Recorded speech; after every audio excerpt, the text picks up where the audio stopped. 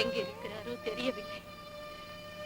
இருப்பிடம் தெரிந்தால் அது நெருஞ்சு காடாக இருந்தாலும் தன் நெஞ்சான் தவழ்ந்தாவது போய்விடுவார். அக்கா அக்கா, அந்த பெரியமாட மகன் வந்துட்டாருக்கா? அம்மா, என் மகன் வந்து விட்டானம்மா. தன் வீரத்தால் வாழ்ந்து வீரகேசியால் வாழாமல் போய்விட்டவனம்மா என் மகன் ஜீவகன்.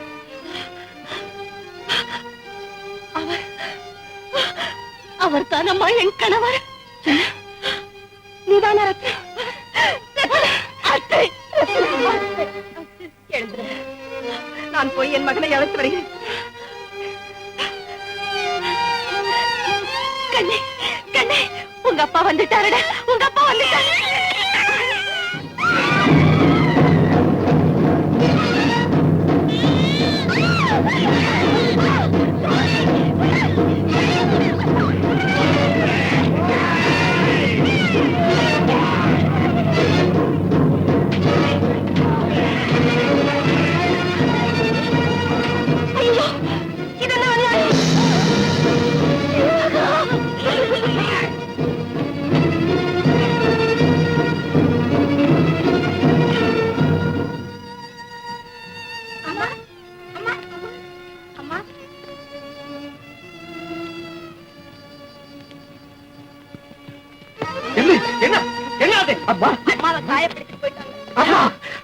யாரம்மா இந்த கொடுமையை செய்தது?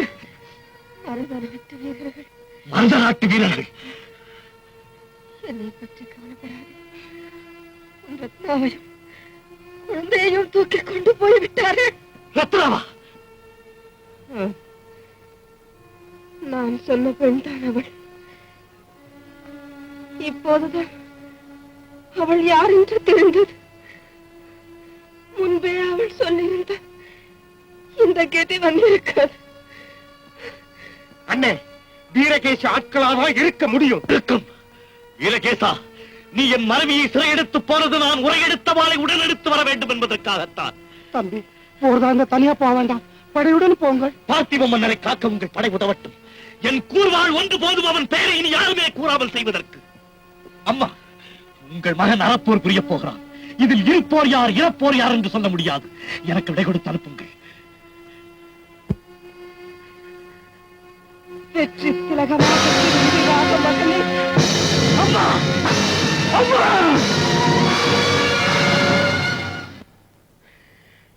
என் நாட்டின் ஒரு சிறு உயிருக்கு என்னால் தீங்கு வரக்கூடாது என்பதற்காக துன்பங்களை தேனாக சுவைத்தேன். தீக்கணல்களை மாலையாக அணிந்தேன். என் வாழ்வின் தீபத்தை பறிகொடுத்தேன். என் தெய்வத்தை இழந்து விட்டேன். என் தாய் பாலோடு ஊட்டிய வீரத்திற்கும் என் தோளோடு ஒட்டிய தீரத்திற்கும் இன்றுதான் வேலை வந்துவிட்டது. என் தாயின் மீதானை, அவர்கள் சிந்திய ரத்தத்தின் மீதானை, என் தாய் நாட்டின் மீதானை, என் உடலிலே உயிரும் அந்த உயிருக்கு சிறு அசைவும் இருக்கும் வரை வீரகேசியை தடுத்து நின்றே வீழ்த்துவேன்.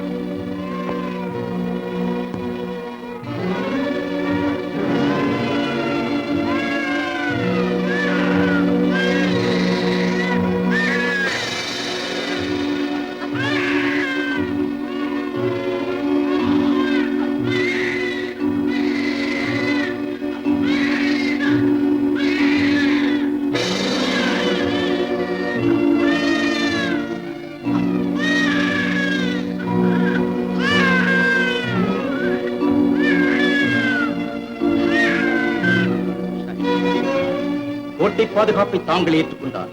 மற்ற ஏற்பாடுகளை நான் கவனித்துக் கொள்கிறேன். நல்லது. ரத்னா எங்கே இருக்கிறாள்? இங்கேயே பத்திரமாக இருக்கிறாள். மன்னரின் ஓலை வாசிக்கப்பட்டதும் தங்கள் ஆவலை நிறைவேற்றி வைப்பார் வீரகேசி. கோட்டை கருவடை மூட சொல்லுங்கள்.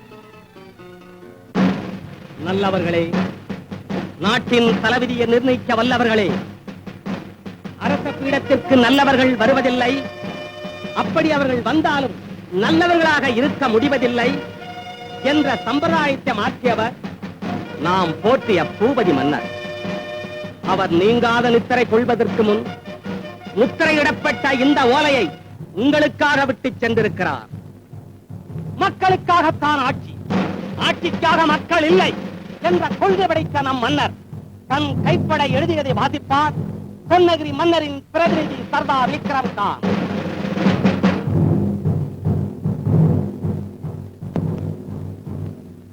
என் மதிப்பிற்குரிய மருத நாட்டு மக்களே, நீங்கள் முடிதரித்த சேவகனாக இருந்து பணியாற்றும் பாக்கியம் என் பரம்பரையினருக்கு இல்லாமற் போய்விட்டது. மகனோ மதியேற்றிருக்கிறான், மகளோ கதியேற்றி போய்விட்டாள். தகுதியில்லாதவனோ தண்டனை பெற்றவனோ இந்த நாட்டை ஆள முடியாததா? அறிவும் ஆற்றலும் படைத்த உங்கள் அன்பிற்கு பாக்கியமான என் மைத்துனர் விக்ரமசேன வீரகேசியை எனக்கு பிறகு மன்னனாக நியமிக்கிறேன். இறைமதி படைத்த நீங்கள் இதில் குறை காண மாட்டீர்கள் என்பது என் நம்பிக்கை. இங்கனம் பூபதி. பெருமக்களே, மன்னரது இறுதி கோரிக்கையில் யாருக்காவது ஆட்சேபனை உண்டா? உண்டு. யாரது? நான் தான்.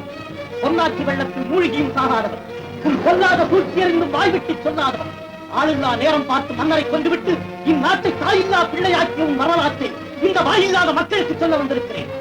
சீவகா, உன்னை இதுவரை உயிரோடு விட்டிருப்பதே தவறு. என்ன செய்வது?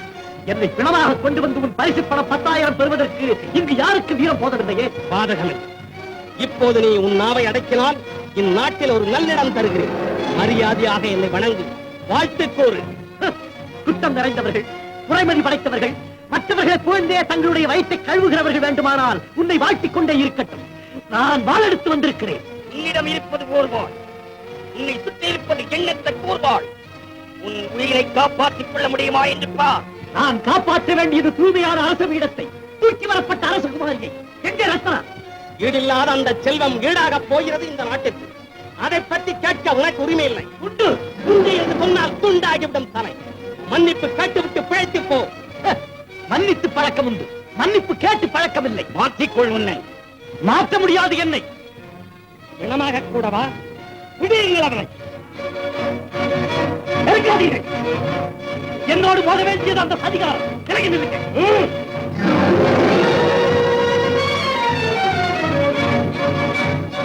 இவனை கட்டி வைத்தடியுங்கள்.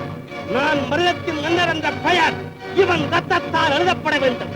ஒவ்வொரு அடியும் எனக்காக வீர முழக்கம் செய்ய வேண்டும்.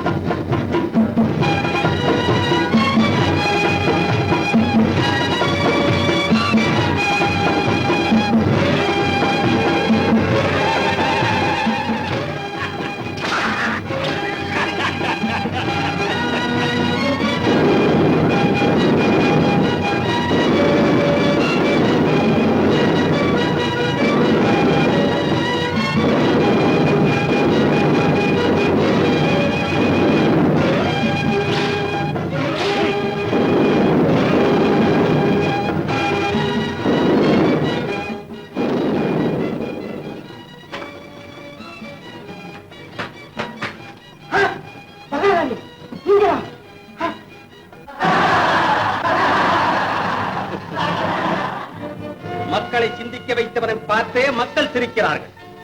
உங்கள் பழி தீர்ந்ததா? தீர்ந்தது. இனி அவன் பலியாகலாம். கொஞ்சம் பொறுங்கள். என் தலையில் இந்த முடி ஏறியதும் அவனுக்கு ஒரு முடிவு கட்டி விடலாம். நல்லது. நாட்டில் ஒரே நாளில் 2 நல்ல காரியங்கள் நடக்கட்டும். இன்னும் என்ன கொடுமைகள் நடக்க வேண்டும் இங்கே? ஏன் திகைப்பு? பூட்டப்பட்ட கதவு எப்படி திறக்கப்பட்டது என்றா, அல்லது நாட்டிற்கு உடையவன் இங்கு வந்து விட்டானே என்றா? வேலி தாண்டி போன ஆடு கேள்வியோட வந்திருக்கு. ரத்னா, அத்தா,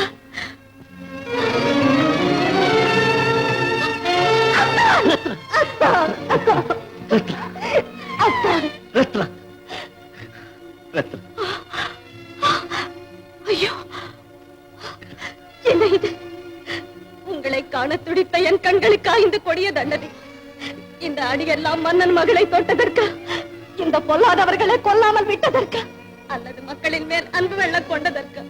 அடித்தவனுக்கே காரணம் தெரியாத போது எனக்கு எப்படி தெரியும்? பொறுத்துக்கொள் கண்ணே. பொறுத்து பொறுத்து தானே இப்படி ஒரு தெரியாமல் குலைத்து விட்டார்கள் நம் வாழ்க்கையை. பிரிந்தவர் கூடுவோம், சரிந்த வாழ்வு சீர்படும். இந்த செல்ல சிறு உயிரை கண்ணிறைய பார்த்துக் கொண்டே மன நிறைவு பெற்று விடலாம் என்ற நம்பிக்கையில் தானே என் உயிரை சுமந்திருந்தேன். என் தந்தை செத்தார் என்ற செய்தி கேட்டு அழுது அடங்குவதற்குள் ரத்தாரோடும் உங்கள் உடலை பார்த்து கதற வைத்திருக்கிறார்களே இந்த பாவிகள். அழாதே என் செல்வமே, அழாதே. வீரரின் மகளாக பிறந்து வீரனுக்கு மாலையிட்டு வீரமகனை பெற்றெடுத்த நீ அழலாமா? விட்டு பிரிந்த இடத்திலேயே மீண்டும் கூடியிருக்கிறோம் அரும்பு விட்ட நம் உயிரோடு. நான் விரும்பும் விதமெல்லாம் அவனை எடுத்தணைக்க கொடுத்து வைக்கவில்லை. ஆனால் என் மகன் கொடுத்து வைத்தவன். அவன் தந்தையை சந்திக்கும் முதல் காட்சியே அவனுக்கு வீரக்காட்சி. அவன் தவழ்ந்து விளையாட வேண்டிய என் நெஞ்சே போர்க்களம் போல் இருப்பதால் அவன் ரணம் கண்டு மரண மாட்டான், ரத்தம் கண்டு அஞ்ச மாட்டான், வாழ் கண்டு வணங்க மாட்டான். என் செல்வமே, நமது மகனை உயர்த்திப்பிடி. என் இறுதி மூச்சு நிற்பதற்குள் மகனுக்கு முதல் முத்தம் கொடுத்து விடுகிறேன். கண்ணே, பாருடா உங்க அப்பாவை. அப்பா, மாமா, மாமா, மாமா, என் செல்வத்தை கொடுத்து விடு மாமா. எல்லாம் போய் எனக்கு நீங்க செல்வம் இது வந்ததா? கொடுத்து விடுங்க. இந்த அவமானத்தில் நம்ம இங்கு இருக்க வேண்டாம். இதை பராமரிடம் படையமா கொடுத்து அத்தா, தாலி கட்டி கொண்டது பார்த்திபனுக்கு, தாயானது ஜீவகனுக்கா? இல்லை, இல்லவே இல்லை. என்னை மணந்தவரே இவர்தான். பார்த்திபர் ஒருவர் தான் எங்கள் திருமணத்தை பார்த்தவர்.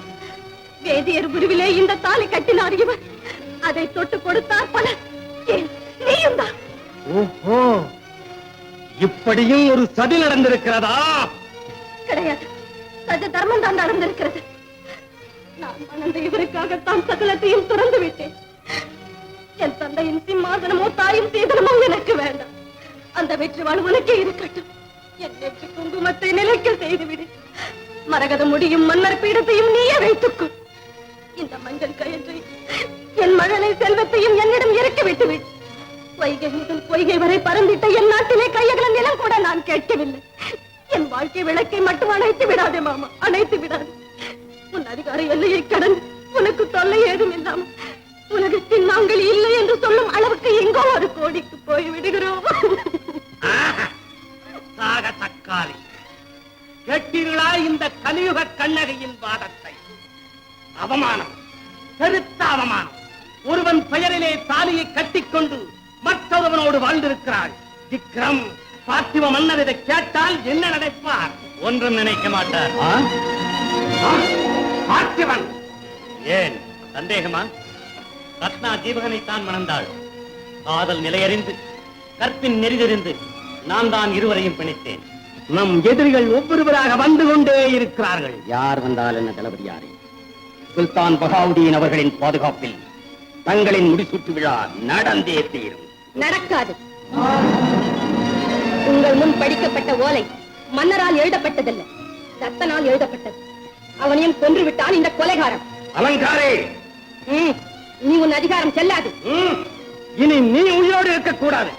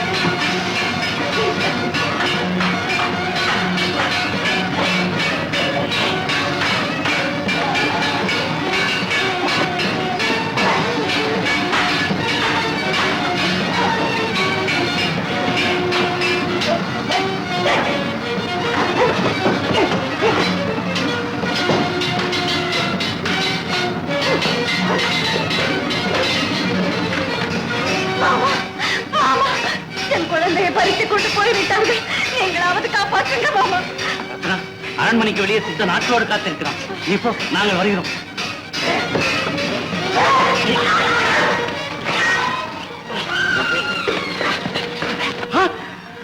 நம்ம இளவரசி குளத்தில் கொண்டு வா. நம்ம இளவரசி குளத்தையா? ஆமாண்ணே. வரட்டாவே பேசிக்கிறேன். ஒழுங்கிட்ட நில்லு சித்தா. கையில குதிரை கையில யாராவது கிட்ட நெருங்குறீங்க. குழந்தை உங்களுடைய இல்ல. வேண்டாம், என்கிட்ட இருக்குமே.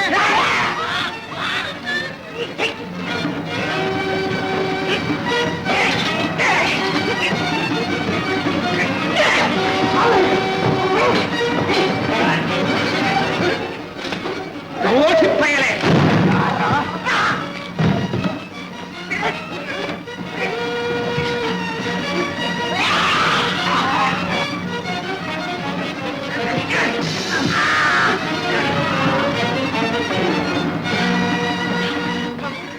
அம்மா, கவலைப்படாதீங்கம்மா, பத்திரமா இருக்கு.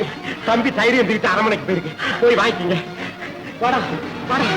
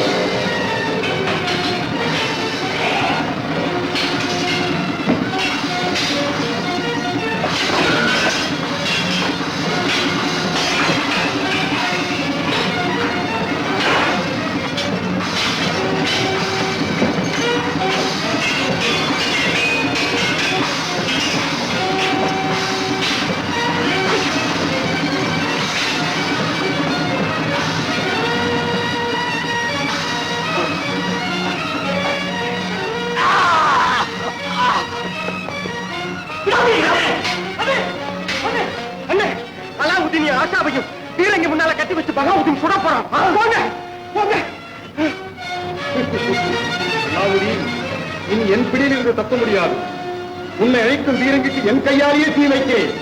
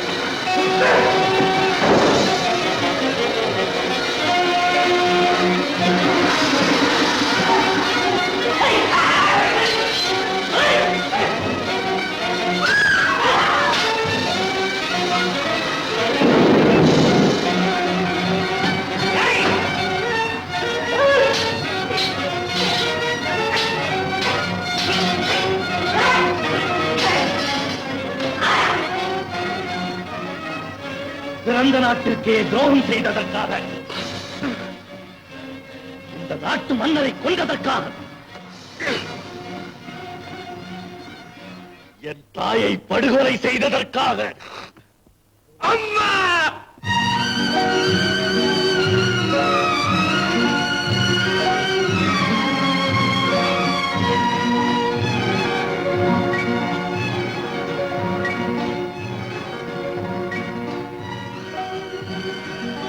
கோழை, மன்னிப்பு கேள். என்னிடமல்ல, நம் தாய் நாட்டு மண்ணிடம். பிழைத்துப் போ. கூடாது.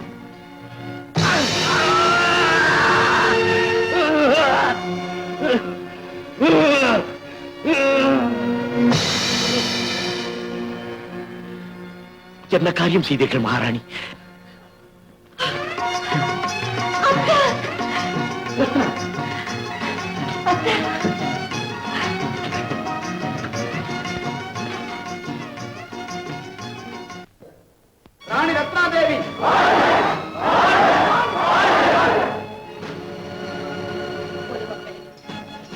மக்கள் அநீதிக்கு அணை கட்டி அன்பிற்கு மனை கட்டி வாழ்ந்த மண் நம் கண்ணை விட்டு பிரிக்கப்பட்ட பிறகு இம்மருதத்தின் மண்டை ஆளும் பொறுப்பு எங்கள் குலச்செல்வி ரத்னாதேவிக்கு ஏற்பட்டிருக்கிறது.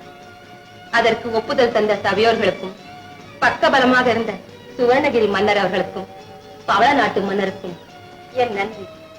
அத்துடன் நம் நாட்டின் பாதுகாப்பை எங்கள் மருமகன் வீரதிலகம் ஜீவகன் அவர்களிடம் ஒப்படைக்கிறேன்.